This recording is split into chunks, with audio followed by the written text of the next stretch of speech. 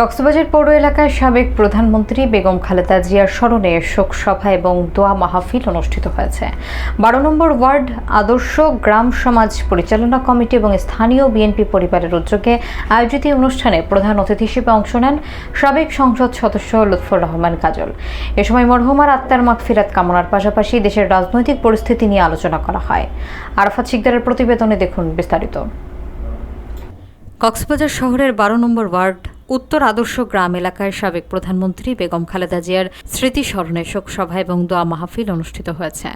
সোমবার বিকেলে উত্তর আদর্শ গ্রাম সমাজ পরিচালনা কমিটি এবং স্থানীয় বিএনপি ও অঙ্গ সহযোগী সংগঠনের যৌথ উদ্যোগে কর্মসূচির আয়োজন করা হয়। অনুষ্ঠানে প্রধান অতিথির বক্তব্যে সাবেক সংসদ সদস্য ধানের শীষ প্রতীকের প্রার্থী আলহাজ লুৎফর রহমান কাজল বেগম খালেদা জিয়ার রুহের মাগফিরাত কামনা করেন। তিনি উপস্থিত সবার উদ্দেশ্যে বলেন, শহীদ জিয়ার আদর্শ এবং বেগম খালেদা জিয়ার আদর্শকে ধারণ করে কক্সবাজার রামু ও সদর এলাকাকে একটি মডেল জনপদে রূপান্তর করা হবে।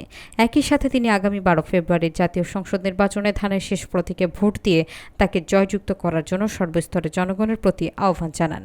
12 নম্বর ওয়ার্ড বিএনপির সাংগঠনিক সম্পাদক নাসির উদ্দিনের সঞ্চালনায় অনুষ্ঠানে কক্সবাজার পৌর বিএনপি, জেলা যুবদল এবং ওয়ার্ড বিএনপির বিভিন্ন পর্যায়ের নেতাকর্মীরা উপস্থিত ছিলেন। বিএনপি একটা দল, মনে রাখবেন, বেগম খালেদা জিয়াকে মানুষ ভোট দেয় নাই। বেগম খালেদা জিয়ার ক্ষমতার চাবি বুঝিয়ে দিয়ে চলে গেছে দুই দল। অন্য কোনো দল এরশাদ বলেন, হাসিনা বলেন, ক্ষমতার চাবি কেউ বুঝিয়ে দেয় নাই, জোর করে ক্ষমতায় রয়ে গেছে।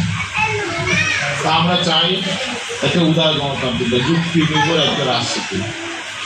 আল্লাহ যদি আমাদেরকে দায়িত্ব প্রাপ্ত করে, সরকার জনগণ যদি আমাদেরকে দায়িত্ব দেন, তাহলে আমরা অবশ্যই এই সমস্ত ব্যাপারগুলো আমাদের লিখিত আছে, আমরা আস্তে আস্তে একটা কর্মসূচি বাস্তবায়ন করি।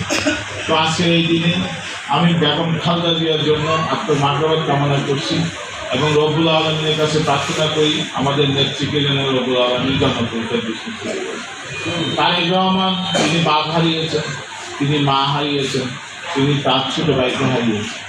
তা আপনারা সকলেই আমার নেতা জনাব তারেক রহমানের প্রতি সহযোগিতা করবেন, দোয়া করবেন, তিনি যাতে বিএনপিকে একজন ভালো নেতৃত্ব দিতে পারে এবং আমরা সকলে ঐক্যবদ্ধভাবে তার হাতকে শক্তিশালী করার জন্য আমরা ঐক্যবদ্ধ থাকবো।